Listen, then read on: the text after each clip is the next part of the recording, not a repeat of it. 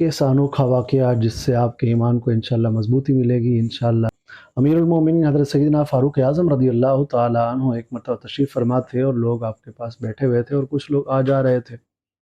اچانک ایک ایسا بندہ گزرا جس نے اپنے بچے کو اٹھایا ہوا تھا کندھے پر۔ حضرت سیدنا فاروق اعظم رضی اللہ تعالیٰ عنہ نے فرمایا، ہے بندہ خدا، یہ بچہ اس میں اور تم میں تو ایسی مناسبت ہے، اتنی مواصلت ہے، اتنی تو دو کووں میں نہیں ہوتی۔ تو کوے ایک جیسے ہوتے ہیں نا، ایک کوا اڑ جائے اور دوسرا کوا آگے بیٹھے، پتہ نہیں چلتا ہے پہلے والا اڑنے والا وہی تھا یا دوسرا آگے بیٹھا ہے۔ تو وہ کہنے لگا، یا امیر المومنین، اللہ کی قسم یہ وہ بچہ ہے جسے اس کی ماں نے وفات کے بعد جنم دیا ہے۔ فاروق اعظم رضی اللہ تعالیٰ کو حیرت ہوئی، تعجب ہوا اور سیدھے ہو کر اٹھ کر بیٹھ گئے۔ ایک لگائے بیٹھے تھے، آپ سیدھے ہو کر بیٹھ گئے اور فرمایا، یہ کیا پورا واقعہ بتاؤ، کیا ہے، کیسے ہوا یہ؟ تو اب وہ شخص کہتا ہے کہ میں جہاد کے لیے جانے لگا اور میری بیوی جو تھی وہ زوجہ وہ حاملہ تھی، اور جب میں جانے لگا تو وہ کہنے لگی کہ تجھے پتہ ہے میں حاملہ ہوں، میرے پیٹ میں بچہ ہے اور تم جا رہے ہو جہاد کے لیے، تو مجھے کس کے سپرد کر کے جا رہے ہو؟ میں ایسی تکلیفوں میں، میرا اٹھنا بیٹھنا بھی کچھ مشکل ہے، آپ بتائیے کیا کرنا ہے، آپ کہاں جا رہے ہیں اور کیوں ایسا کر رہے ہیں آپ؟ تو میں نے کہا کہ جو تیرے پیٹ میں بچہ ہے میں اسے اللہ کے سپرد کرتا ہوں، اور میں چلا گیا جہاد کے لیے۔ جب میں جہاد کر کے واپس آیا تو میرے گھر کا دروازہ بند تھا، میں نے دروازہ کھولا، لوگوں سے پوچھا میری زوجہ محترمہ کہاں ہیں؟ تو لوگ کہنے لگے وہ تو وفات پا گئی۔ میں نے کہا انا للہ و انا الیہ راجعون، اور پھر میں ان کی قبر پر پہنچا، وہاں میں نے ان کے لیے کچھ پڑھا، وہاں پر بیٹھا، اور پھر میں شام کے وقت اپنے کزنوں کے ہاں، دوستوں کے ہاں چلا گیا جو میرے رشتہ دار تھے، ان کے پاس جا کر بیٹھا اور اپنی زوجہ محترمہ کی جو عفت تھی، پاکیزگی تھی اور نیکی جو تھی ان کی وہ بیان کر رہا تھا۔ اور یاد رکھیے اپنی بیوی کی نیکی کو مرنے کے بعد بیان کرنا چاہیے، زندگی میں بیوی کی خوبیوں کو لوگوں کے سامنے بیان نہیں کرنا چاہیے، اس کی کوئی بھی چیز کو، اور نہ ہی عورت اپنے شوہر کی اس کی خوبیاں لوگ عورتوں کے درمیان بیان کرتی پھرے۔ اچھا بہرحال یہ تو ایک اضافی ایک بات تھی آپ کو عرض کی۔ تو وہاں پر یہ ہوا کہ کہتا ہے کہ میں نے اچانک باتیں کر رہا تھا اور ایک دم مجھے قبرستان سے کچھ ایسی آگ سی نظر آئی۔ تو میں نے کہا یہ آگ کیسی ہے؟ تو میرے کزنوں نے مجھے کہا، میرے دوستوں نے کہا کہ یہ آگ تو تمہاری بیوی کی قبر پر ہے اور ہر رات کو یہ آگ روشنی جلتی ہے۔ میں نے کہا کہ یہ کیسے؟ وہ تو اللہ کی قسم بہت نیک تھی، پاکیزہ تھی، روزے رکھتی تھی، نوافل پڑھتی تھی اور نیکیاں کرتی تھی، پاک باز طیبہ طاہرہ تھی، یہ کیسے ہو گیا ہے؟ میں ضرور جاؤں گا، اس کا راز معلوم کروں گا، قبر کھودوں گا اور دیکھوں گا کیا ہے۔ کہتے ہیں میں جیسے ہی قریب پہنچا، قبر کے قریب پہنچا تو قبر کھلی ہوئی تھی اور اندر بچہ ماں کے پاس کھیل رہا تھا۔ میں حیران ہوا، میں فوراً بچے کو اٹھانے لگا۔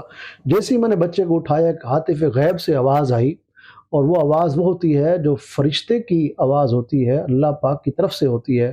کوئی کہنے والا یہ کہہ رہا تھا کہ اے بندے، اگر تو نے اپنی بیوی کو بھی اللہ کے سپرد کیا ہوتا تو آج اپنی بیوی کو بھی سلامت پاتے، لو اپنی امانت لے لو۔ کہتے ہیں میں نے اس بچے کو اٹھایا اور اٹھا کر کے لایا۔ اے امیر المومنین، یہ وہی بچہ ہے جو آپ دیکھ رہے ہیں۔ اللہ اللہ اللہ اکبر۔ حضرت سیدنا عبداللہ ابن عمر رضی اللہ عنہ فرماتے ہیں کہ جو بندہ اللہ تبارک و تعالیٰ کی بارگاہ میں کوئی چیز امانت رکھے تو اللہ کریم اپنی رحمت سے اس کی حفاظت فرماتا ہے۔ قرآن کریم میں اللہ کریم نے فرمایا ان اللہ یحب المتوکلین، اللہ توکل کرنے والوں سے پیار کرتا ہے۔ آج ہمارا جو یہ توکل کا جو عقیدہ ہے، معاملہ ہے اللہ پر، یہ کمزور ہو رہا ہے مسلمانوں کا۔ مہنگائی ہو گئی مہنگائی، ہے میرا کیا بنے گا، ہے میں کیا کروں گا، میں کیسے کماؤں، میں کیسے رہوں گا۔ یاد رکھیے اللہ کریم پر توکل کا مطلب یہ ہے کہ بندہ اسباب اختیار کرے اور توکل رب ہی کی ذات پر رکھے۔ جیسے مثال کے طور پر کھانا سامنے ہے، اب کھانا سامنے رکھ کے ایسے کر کے بیٹھا ہوا کہہ رہے گا کھانا میرے منہ میں خود ہی جائے، ایسا نہیں ہے۔ اللہ نے ہاتھ دیے ہیں، ہاتھ سے توڑے گا، منہ میں ڈالے گا، کھائے گا۔ اگر جس دن اس کے ہاتھ چلے گئے خدا نخواستہ تو پھر اللہ کریم اس کے لیے کھلانے والا بھی مقرر فرما دے گا۔ تو یہ اسباب اختیار کرنا، ایک شخص حضور کی بارگاہ میں حاضر ہوا، عرض کیا یا رسول اللہ میں اپنے اونٹ کو ایسے ہی چھوڑ دوں اللہ پر توکل کروں؟ فرمایا اونٹ کو باندھ دو پھر اللہ پر توکل کرو، جو تمہارے لیے جتنا ہے وہ کرو اور پھر اللہ پر توکل کرو، حدیث پاک کا مفہوم ہے۔ تو ہم اسباب اختیار کریں، لیکن مسلمان کو بالکل مایوس نہیں ہو جانا چاہیے، وہ کہے کہ بس اب مایوس ہو گیا، میرا اب کچھ نہیں بنے گا، میں بے روزگار ہوں، میں ایسا ہوں، جہاں جاتا ہوں مجھے ناکامی ملتی ہے۔ ایسا نہ کریں، اللہ کریم کی ذات پر، اس کی رحمت پر یقین رکھیں کامل، اور انشاءاللہ جیسے آپ کا یقین بڑھے گا، توکل بڑھے گا، وہ پروردگار آپ کے لیے، وہ مشارق و مغارب کا رب آپ کے لیے راہیں کھول دے گا۔ انشاءاللہ تعالیٰ آپ اپنے دل میں سکون پائیں گے، انشاءاللہ آپ کے ایمان کو قوت ملے گی۔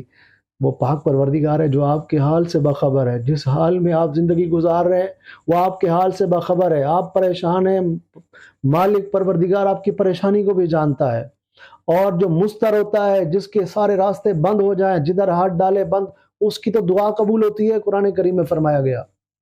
تو مستر ہیں آپ کی تو دعا قبول ہوتی ہے، آپ تو اللہ کی بارگاہ میں گڑ گڑائیں اور مجھ گناہگار کے لیے دعا کریں، دعائے مغفرت۔